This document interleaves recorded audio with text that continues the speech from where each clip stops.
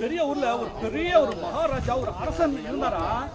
அவரு வந்து பாத்தீங்கன்னாக்க ஒரு இந்த தன்னுடைய ஊரை விட்டுட்டு ஒரு இன்னொரு ஊருக்கு போயிட்டு ஒரு 3 மாசம் கழிச்சு வராரு.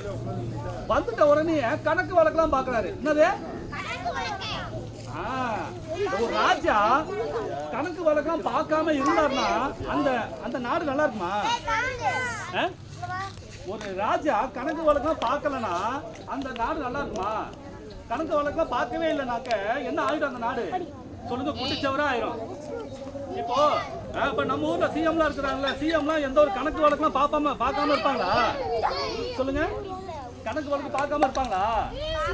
கண்டிப்பா பார்ப்பாங்க. நம்ம வீட்டுல பட்ஜெட் போடாம குடும்பம் நடத்துவாங்களா? எவ்வளவு வருமானம் வருது, என்னென்ன ஜாமான் வாங்கலான்ட்டு நம்ம வீட்டுல இருக்கிற அப்பா அம்மாவே எவ்வளவு என்ன பண்றாங்க, எழுதுறாங்க, கணக்கு பாக்குறாங்க, அதன்படி தானே செலவு செய்யறாங்க. எதுவுமே இல்லைன்னா குடும்பம் நடத்த முடியுமா? சரியா? அப்போ அந்த ராஜா என்ன பண்ணுவாரா, அந்த ஊருக்கு வரும்போதுதான் தன்னுடைய நாட்டுல யார் யாரெல்லாம் கடன் வாங்கியிருக்கா, சொல்லுங்க, யார் யாரெல்லாம் கடன் வாங்கியிருக்கா அப்படின்ட்டு ஒவ்வொரு கணக்கு வழக்கெல்லாம் பாப்பாராம். பார்த்துக்கிட்டே வரும்பொழுது ஒருத்தன் கடன் வாங்கியிருக்கான், அவன் கொடுத்துட்டான், இன்னொருத்தன் கடன் வாங்கியிருக்கான், அவன் கொடுத்துட்டான். அப்படியே கணக்கு வழக்கெல்லாம் பார்த்துட்டே வரும்பொழுது ஒருத்தன் மாட்டிக்கிறான். யாரு சொல்லுங்க? கடன் வாங்கினவன். கடன் வாங்கினவன் ஒருத்தன், ஐயோ இவன் மட்டும் என்கிட்ட கடன் வாங்கினானே, அவன் இன்னும் அடைக்கவே இல்லையே, சொல்லுங்க, சாத்தாங்க கிடையாது. அப்பெல்லாம் பேசக்கூடாது, சரியா? அவன் கணக்கு வழக்கு பாக்குறான். யார் அவன் கடன் வாங்கியிருக்கா தெரியுமா? சொல்லுங்க, அந்த ராஜாக்கு கீழே வேலை செய்யற ஒரு ஆளு, சொல்லுங்க, ஒரு மந்திரி, சொல்லுங்க. அந்த ராஜாவுக்கு ஒரு மந்திரி இருந்தான். யாரு? அந்த ராஜாவுடைய மந்திரி எவ்வளவு கடன் வாங்கியிருந்தான்?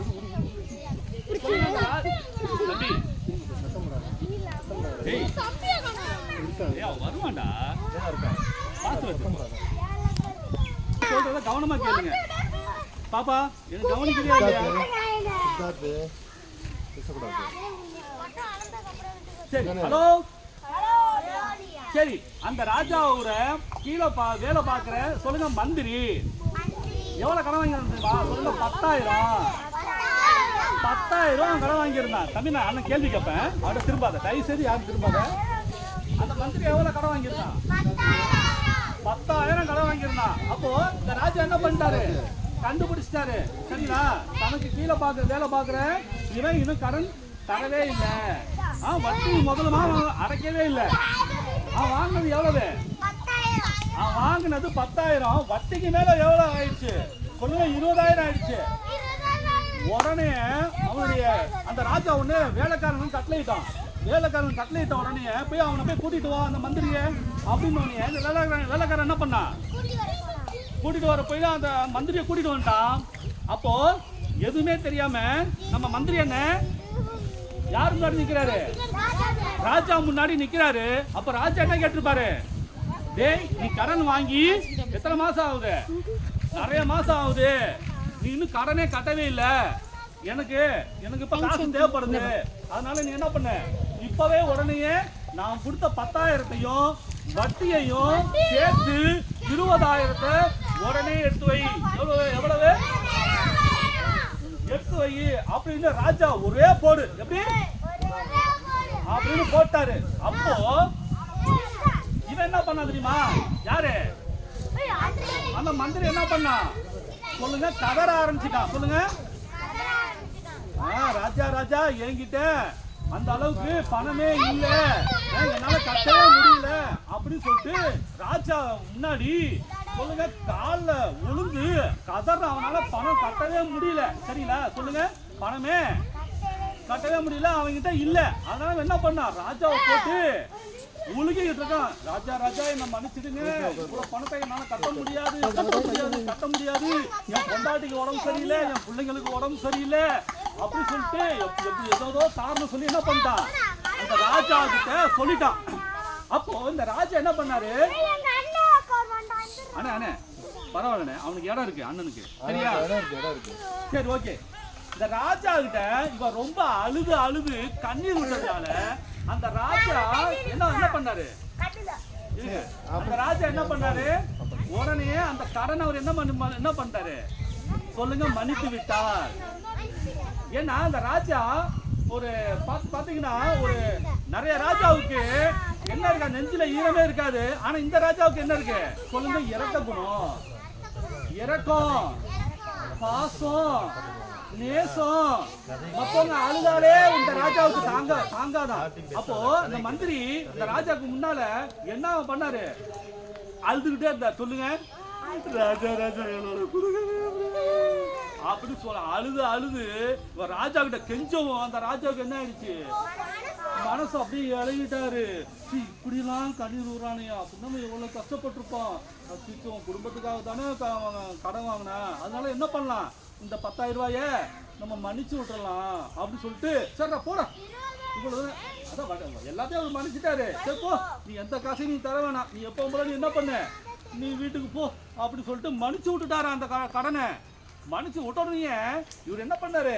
அந்த மந்திரி மன்னிச்சு விட்டோன்னே அழுத அந்த கண்ணத்துல தண்ணியா இருக்கும்ல, அந்த தண்ணியெல்லாம் என்ன பண்ணாரு? உடனே தொடச்சு விட்டு அந்த மறுபடியும் துப்பத்தோட போயிட்டாரா? சிரிச்சுக்கிட்டு சந்தோஷமா ஆடி பாடி துள்ளி குதிச்சுட்டு அரண்மனையை விட்டு வெளியே போயிட்டாரு. வெளியில போன உடனே அந்த அரண்மனை வாசல்ல அவனுக்கு இன்னொரு வேலைக்காரன் வந்தான். சொல்லுங்க, இன்னொரு வேலைக்காரன் வந்தான். இந்த மந்திரியோட கீழே வேலை பார்க்கறவன். சொல்லுங்க, இந்த மந்திரியோட அவனுக்கு கீழே வேலை பார்க்கறவங்க. சரிங்களா? அவன் வந்து இந்த மந்திரி கிட்ட எவ்வளவு கடன் வாங்கியிருந்தான் தெரியுமா? சொல்லுங்க, 100 ரூபா. 100 ரூபா கடன் வாங்கியிருந்தான். அப்போ இந்த மந்திரி அந்த கடன் வாங்கின அந்த வேலைக்காரனை பார்த்து கிட்ட வாங்கின 100 ரூபா எங்கடா அப்படின்னு சொல்லி அவனை ஓடி போய் அவன் கழுத்தை பிடிச்சு நெருக்க ஆரம்பிச்சுட்டான். சொல்லுங்க, எவ்வளவுக்கு?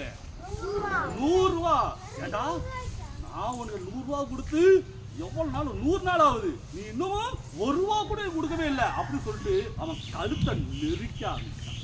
நெரிச்சு அடின்னு அவனை அடிச்சு அவன் அந்த 100 ரூபா தரம் அவன் கெஞ்சினான். என்ன சொல்றான்? மன்னிச்சிருங்க என்னால கொடுக்க முடியல, குடும்பத்துல ரொம்ப கஷ்டம் சொல்லி அவன் அழுகுறான். யாரு? 100 ரூபா கடன் வாங்கினவன் இவன் முன்னாடி அழுகுறான். ஆனா இந்த மந்திரிக்கு என்ன பண்ணல, இறக்க குணமே இல்ல. அவன் அழுறத பார்த்து கூட அவனுக்கு இறக்கமே வரல. அவன் என்ன பண்ணான்? மேலும் அடிக்கிறான். கண்டிப்பா 100 ரூபா கொடுத்தாண்டா நீ வீட்டுக்கு போன்னு சொல்லிட்டு அவனை எப்படி எல்லாம் கட்டால வச்சு அடிக்கிறாங்க. சொல்லு, இப்படி அவன் மந்திரிமார்களுக்கு நிறைய வேலைக்காரலாம் இருப்பாங்க, கூப்பிட்டு அடின்னு அடிச்சு அவனை எங்க போட்டாங்க தெரியுமா? சொல்லுங்க, ஜெயில. 100 ரூபா கடன் வாங்கினவனை கொடுக்க முடியலன்ட்டு இந்த மந்திரி எங்க போட்டான்? ஜெயில போட்டான்பா. இவனுக்கு இறக்க குணமே இல்ல. சரிங்களா? போட்ட உடனே ஜெயில ரொம்ப சித்திரவதை பண்ண ஆரம்பிச்சிட்டாங்க. யார? அந்த 100 ரூபா கடன் வாங்கினவன் படுக்க வச்சு அடின்னு அடிக்கிறாங்கப்பா. ஜெயிலுக்குள்ள போய் பிரியாணி கொடுப்பாங்க. பெரிய தப்பு பண்றவங்க தான் இப்படி அடிப்பாங்க. ஆனா இந்த மந்திரிமாரு 100 ரூபா கடனுக்கு என்ன பண்ணிட்டான்? ஜெயில போட்டு கொடுமைப்படுத்த ஆரம்பிச்சுட்டான். கொடுமைப்படுத்த ஆரம்பிச்சுட்டே இருக்கும் பொழுது இந்த செய்தி யார் காதுல கேக்குது? ராஜா காதுல கேக்குது. ராஜா தம்பி உட்காரியா. இந்த ராஜா கேள்விப்படுறான். கேள்விப்பட்ட உடனே தன்னுடைய வேலைக்காரனை அனுப்பி அந்த மந்திரிமாரை கூட்டிட்டு வரா அப்படின்னு சொல்லிட்டாரு ராஜா. யார கூப்பிட்டு வர சொன்னாரு? அந்த மந்திரிய. ஏன்னா இவருக்கு மேட்டர் தெரிஞ்சு போச்சு. யாருக்கு? ராஜாவுக்கு தெரிஞ்சு போச்சு. அந்த மந்திரிய கூட்டிட்டு வர சொல்லிட்டாரு. அப்ப என்ன ஆயிடுச்சு? இந்த மந்திரிமாரும்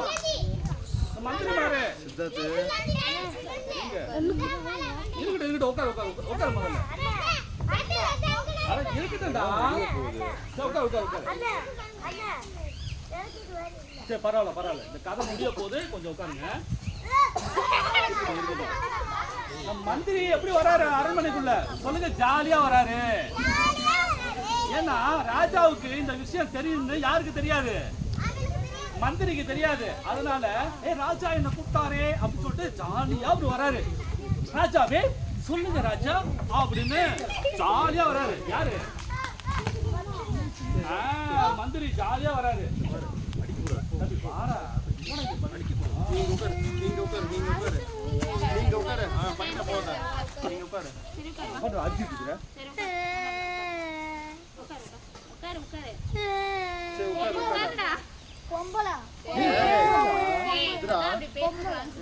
என்ன சொல்லி கொடுத்துருக்காங்க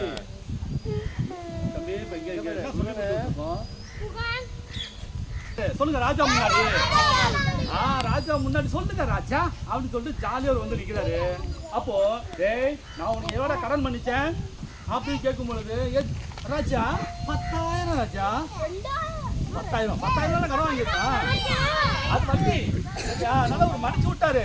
நான் எவ்வளோ கடன் பண்ணிச்சேன் அப்படின்னு சொல்லும்போது 10,000 ராஜா அப்படின்னு சொன்ன உடனே சரி நான் மன்னிச்சல்ல.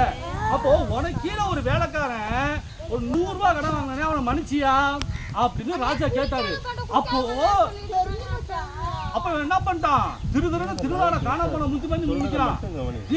இந்த விஷயம் ராஜாவுக்கு எப்படா தெரியும் அப்படின்னு சொல்லிட்டு ராஜா ராஜா ராஜா ராஜா ராஜா ராஜா கெஞ்சிரான்.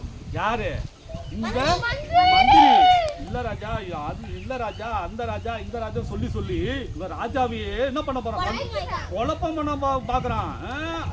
இதுக்கு மேல அவரு மனம் இறங்குவாரு இல்லவே இல்ல. ராஜா உஷாராயிட்டாரு. எப்படி உஷாராயிட்டாரு? ஏன்னா எனக்கு இருக்கிற குணம் உனக்கு இல்ல, எனக்கு என்கிட்ட இருந்த அன்பு உன்கிட்ட இல்ல, என்கிட்ட இருந்த மன்னிக்கின்ற சுபாவம் உனக்கு இல்ல.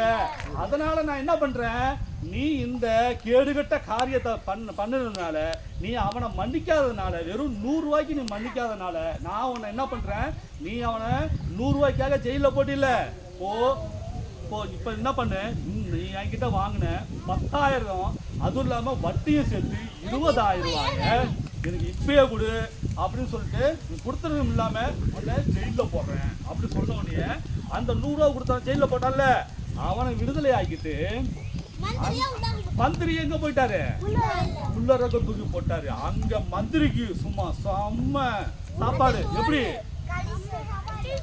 அங்க சோறு கூட இல்ல, அவனை படுக்க வச்சு ராஜா சும்மா உரி உரி உரி உரிக்க சொல்லிட்டாரு.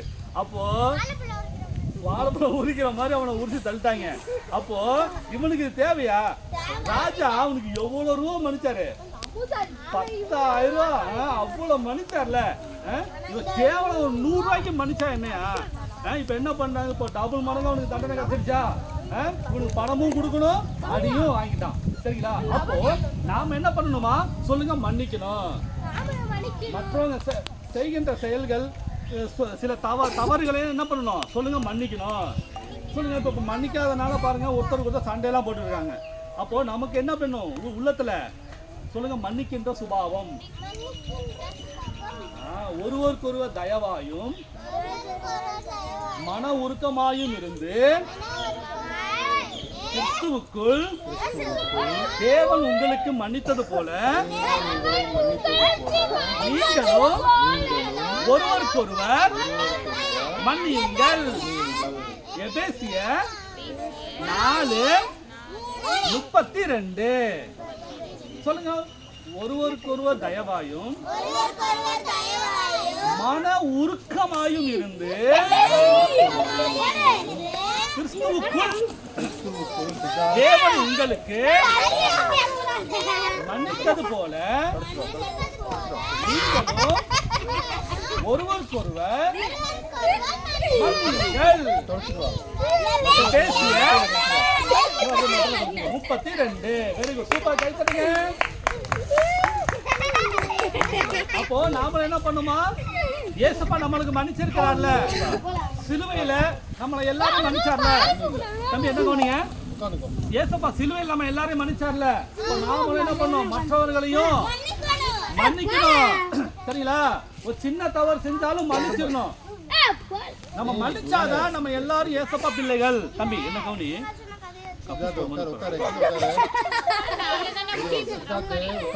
சரியா?